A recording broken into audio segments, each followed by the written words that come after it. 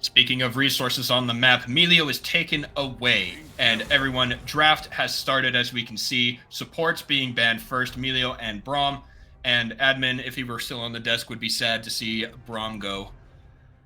Yeah, that's an interesting ban. That is showing me that maybe there's going to be a Rel first pick or a Leona first pick, even Nautilus, who is a champion that hasn't been seen that often due to Rel and Leona being the main engaged supports. But with Melio and Braum being off the board, it's opening up a wide variety of engaged supports to really be prevalent in this draft.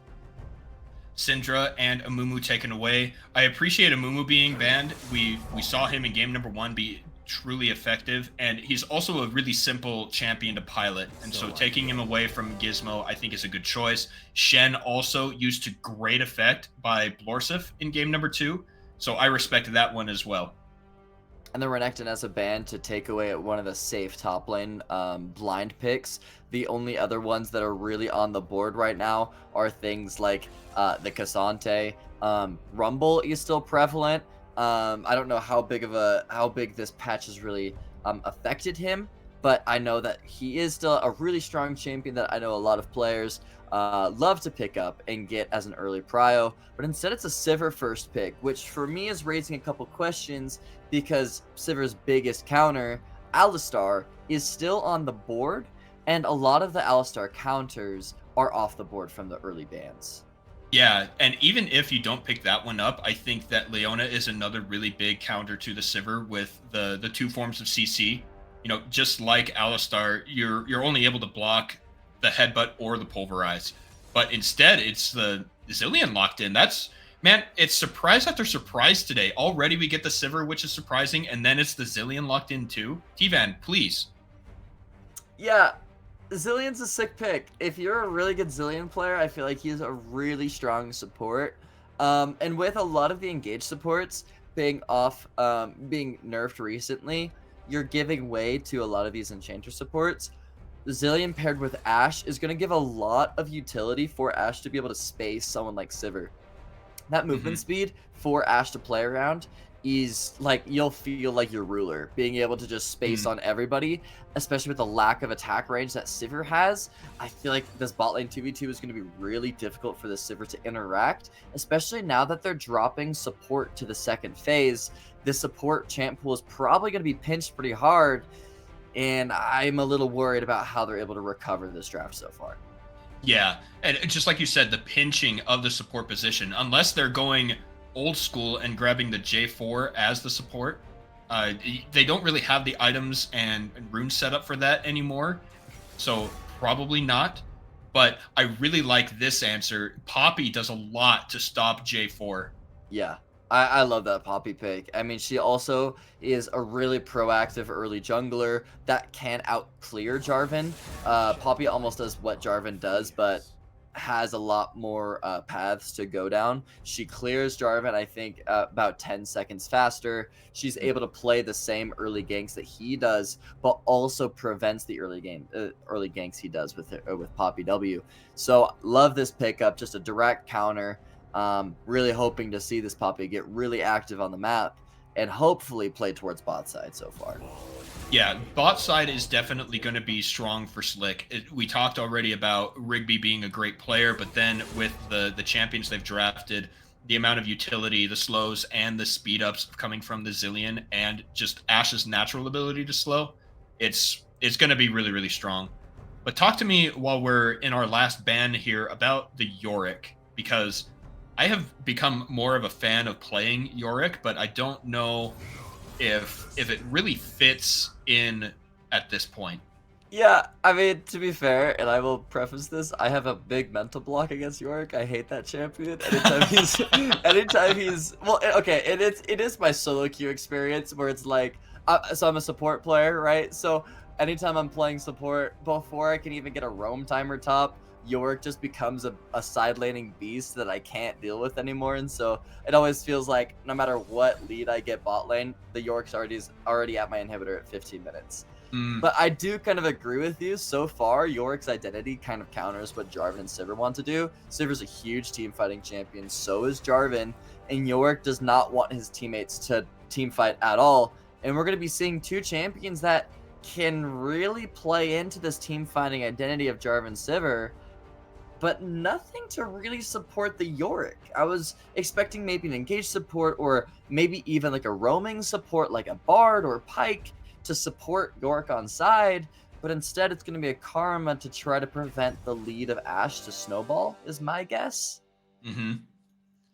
Yeah, I don't know, but I agree with your team fight analysis. Just the fact that Poro-Snax has so many options here that Yorick is literally going to be by himself, which if you try and mix up the letters enough of Blorsif's name, you kind of get by yourself.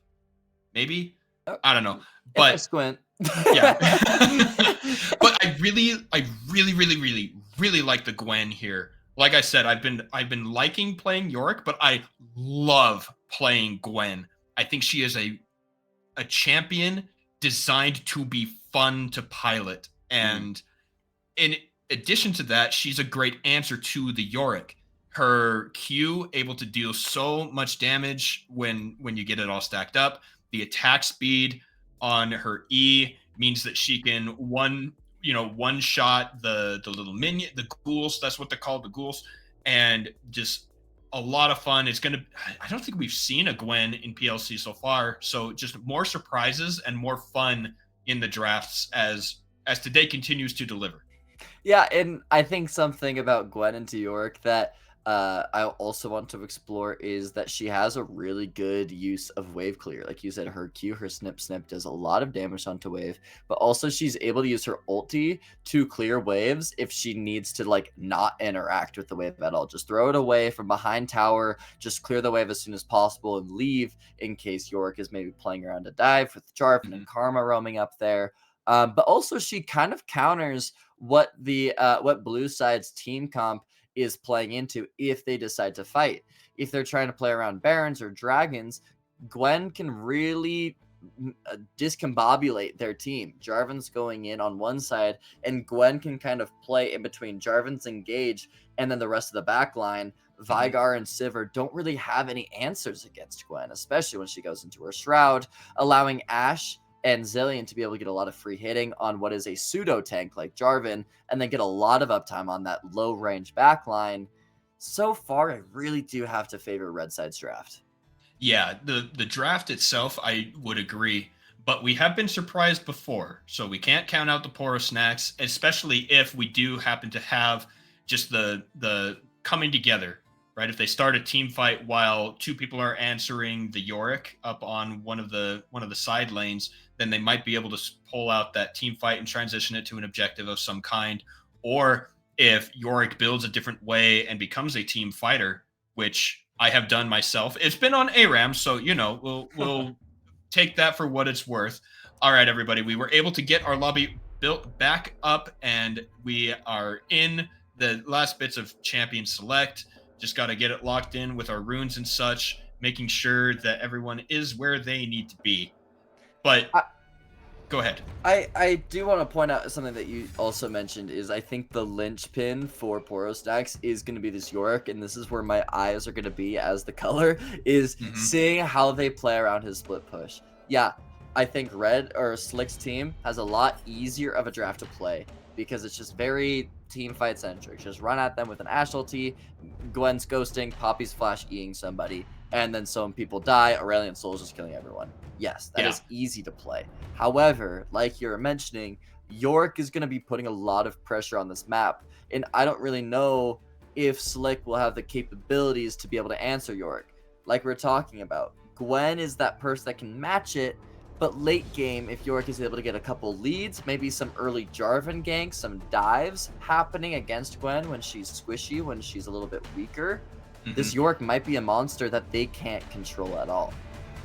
Yeah, and the turret pushing power from Yorick does get borderline absurd. I ran rated our esports for a while, and one of our top laners for a bit was a Yorick player, and he did exactly that. He built the Trinity Force, or it was the Trinity Force. He got demolished, and he would just rush these turrets down so quickly. You get mega bonuses when the introduction of turret plating, and it can be a huge deal, especially if Jarvan and Vhagar hold the line on the top side, and they get some grubs and the Herald. So with the bottom lane focus from Slick, they have to be aware that they need some sort of pressure on the top side to prevent all of the void monsters from going to the Poro-Snax. Yeah, and that's gonna be my question going into this is, do you just sack top? If I'm Poppy here, am I sacking top and just playing around what is a really hard winning bot lane and maybe even splitting the map and playing towards soul, like Dragon Soul, or am I gonna try and get maybe a bot lane lead and maybe try to convert a top lane? You could even lane swap at about like 8 minutes to contest the grubs for 4v3 with Gwen going bot instead and Ashe and Zillion heading top. There's a lot of options that they can play, but they have to plan around it. They have to be thinking about these questions that we're talking about right now is, okay, how are we going to handle grubs? How are we going to handle dragon? Are we willing to give 3 grubs for a dragon, or are we willing to give 6 grubs for 3 dragons, or do we want to sack bot, maybe the potential plates, and go hit grubs? These are the questions that they really need to be thinking about, and that's that proactivity that we were thinking or talking about in the pregame. And it really is just a question that we'll have to answer on the Rift. Let me throw this idea at you. What if instead of at 8 minutes, they lane swap at 1 minute? Gwen has the Shroud, which should keep her relatively safe from the Sivir Karma poke, and the Ashe Zillion against the Yorick will put him behind by quite a bit. So what if we were to see that, and then that completely counteracts what Poro-Snax wants to do? Yeah, I think I'm just thinking about the lanes right now. That's why I keep looking up and like remembering.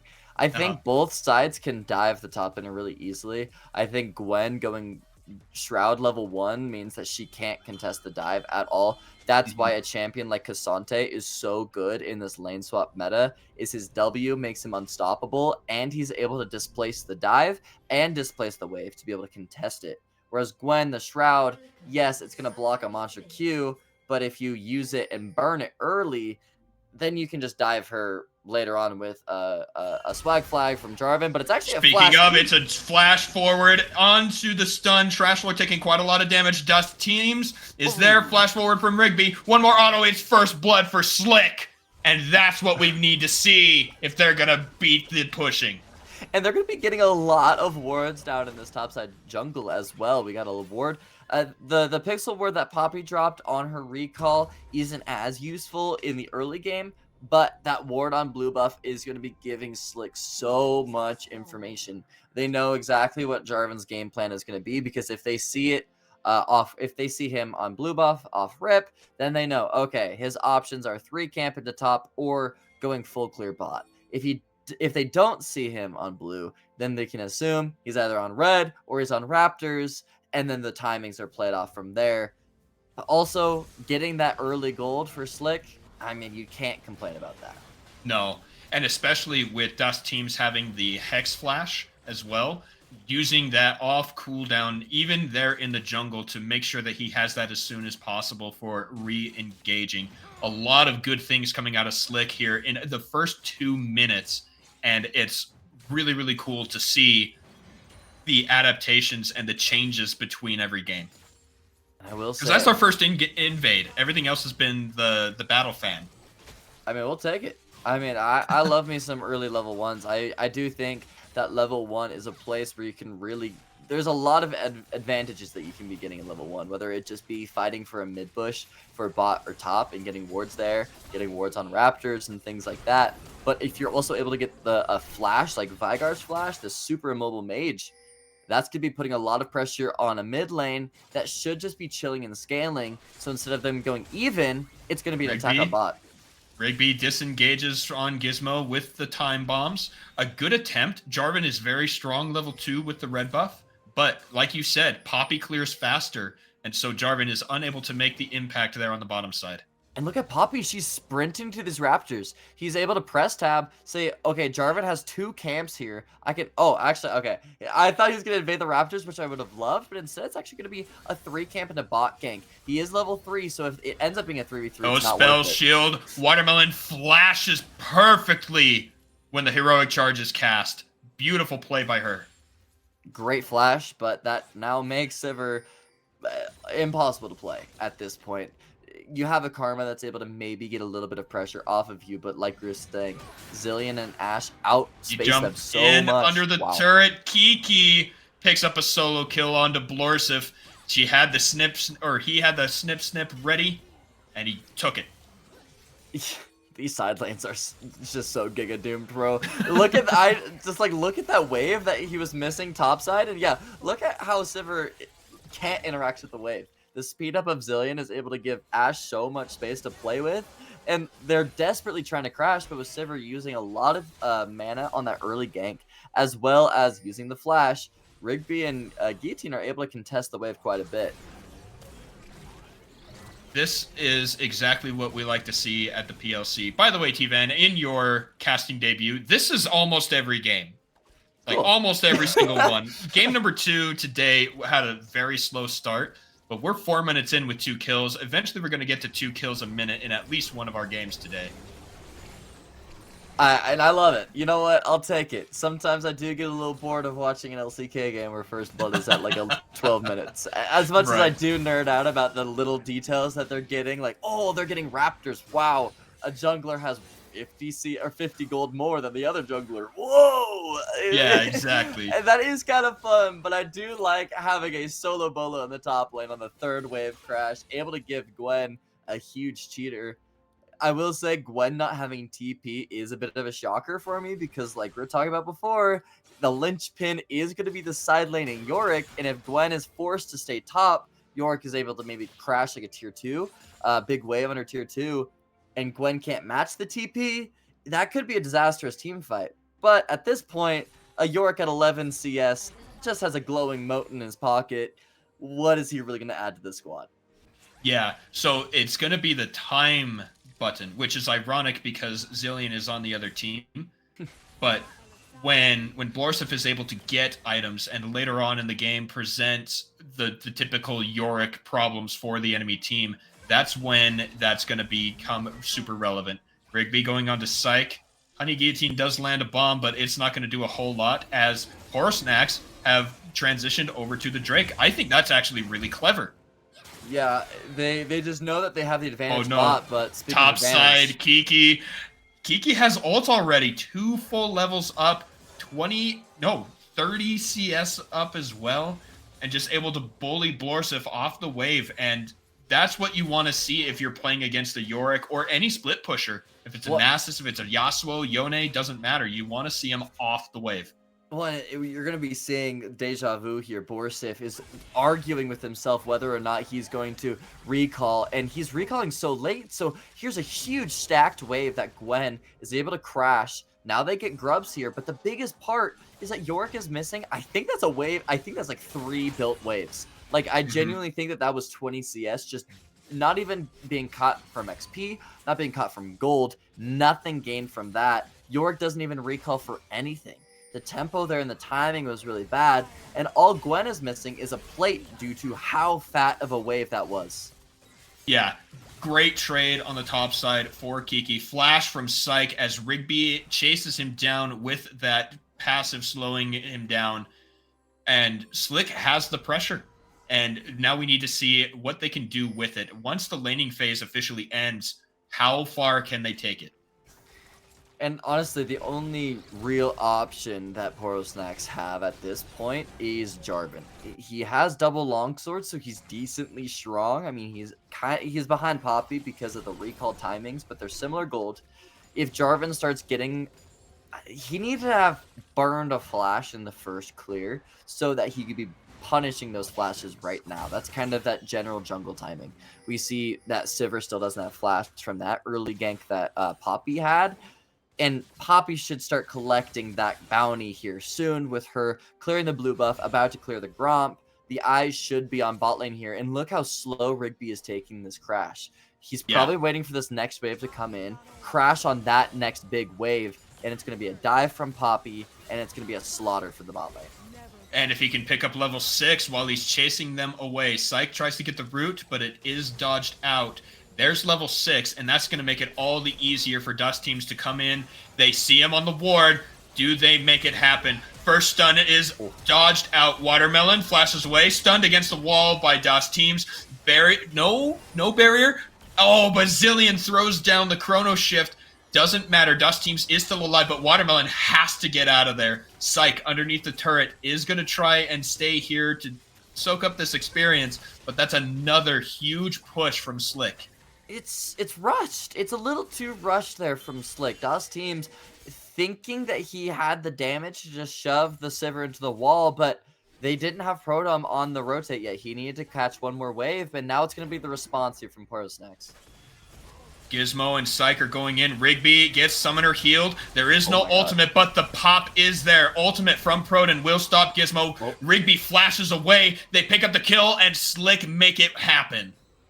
This is the advantage that you get from those early aggressive plays. Vigard didn't have flash earlier. This is the butterfly effect, right?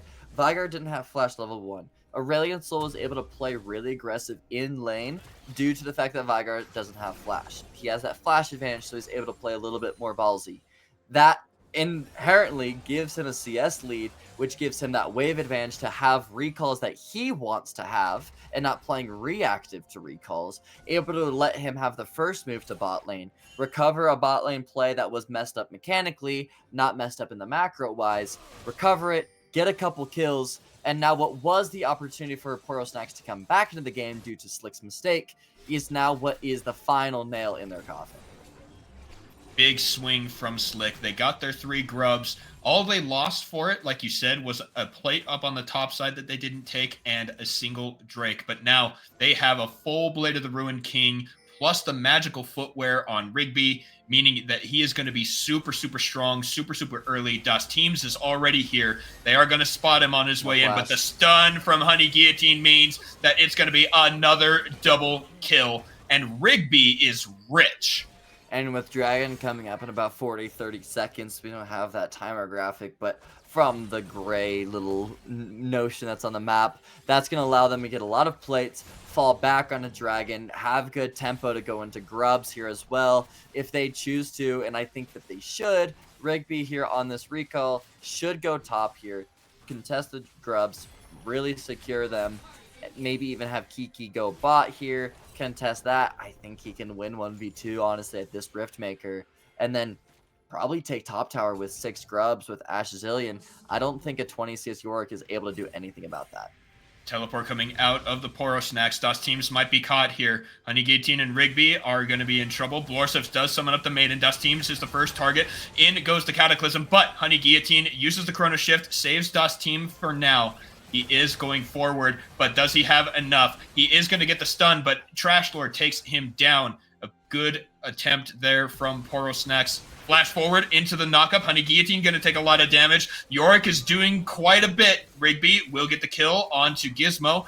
Getting the slows onto Blorsif. That's another double kill. Ultimate from Proton doesn't land, but Trash Lord has no mana anyway. And that is a good first kill for Poro-Snax, but Slick are too far ahead for it to mean a whole lot. And it's really just Slick's mistake giving them that kill. They're fighting away from their strength. As much as, yes, they do have a lead, their lead is on Gwen and their lead is on Ashe. And so if you're not playing around Ashe, you really don't have a lead. But speaking of this top lane lead, Kiki is level 9. I think he's actually going to get level 10 on this wave, if I'm not mistaken. And has a Rift Maker, probably sitting on about 2,000 gold. Got first tower solo. And Yorick is still 25 CS at 12 minutes, still level 6, off of a reset, only has Longsword, Ruby Crystal, and Sheen. Poro-Snax has a top laner that is on food stamps at this point. And, you know, that's what we were talking about in the draft that Slick needed to be careful about, is that either they need to focus on the team fighting aspect or they need to stop the split push from even beginning to happen. And that's what they've done. They picked a champion very strong into the Yorick. They're able to shut him down, and now they're getting gold everywhere else on the map to make sure that they can win the team fights. And I love this rotation that they were able to do. Dust Teams gets the 6 Void Grubs, and their mid lane is in the only... Or sorry, Their bottom lane is in the only lane that still has a turret. Watermelon taking huge amounts of damage from Proton here while he uses the Astral Flight to just get them off of the turret down there. And Slick are playing pretty well if we had to classify it. Yeah, I think pretty well is a pretty solid way to say it. Poro-Snax also has not been able to present any sort of problem that would force Slick to find a solution, and I don't think that they're going to be finding themselves in a point at any point in this game to set that up. I think Kiki just dives here and does go on a killing spree, solo killing yet again the Yorick. Broden gets a kill onto Gizmo, and they manage to stop the Drake take as well, and Slick are playing a slick game here. I don't even think the Dragon's the best part. I think Kiki getting top tier 2 at 13 minutes, that amount of gold, she just got, Gwen just got 1k in the pocket, going to the bank, having 2 items at 14 minutes is bonkers on a champ like Gwen. This Gwen's going to be unstoppable. They don't have the, I think if they get 5v5 in top, I don't think that they kill her. I genuinely don't. DOS Teams goes in, gets the stun, followed up by the Ash Arrow. Trash Lord makes it a 1-for-1, but that's still more gold over to the side of Salt Lake Community College. Gizmo is going to be the next target. He makes it out of the Singularity, but man, not only, like you said, the tier 2 on the top, but at 14 minutes and 10 seconds, 4 turrets taken down by Slick. And it's just 6 grubs, so it's only going to get worse, especially if you're a Poro-Snax fan. I don't think that there's a lot of light at the end of this tunnel. The only thing that you can really, the only straw that you can grasp at this point is Vigar has his first item, and he is scaling hard, right? He's one of the best scalers in the game, and so you kind of have to pray that maybe Slick just gives him a lot of space to get a lot of gold and income and stacks, that one day he'll be able to one-shot Ashe. But even when he's one-shotting Ashe, you still have to deal with the Gwen. You still have to deal with the Acel. Hell, at this point, Poppy, you need to deal with her as well. She's doing a lot of damage with the first item being completed. There's just too many threats on Slick and not enough damage from Poro-Snax. And the unfortunate thing is, I thought that they fixed the interaction with the Maiden and the Aurelian Soul Singularity, but it could not escape. And that felt real bad for Blorsif. But now Kiki's going to find Psych. Is not going to follow forward. Trash Lord is there with the baby case to stop anything coming out of it. But another turret going down. That's 5 for Slick at 15 minutes.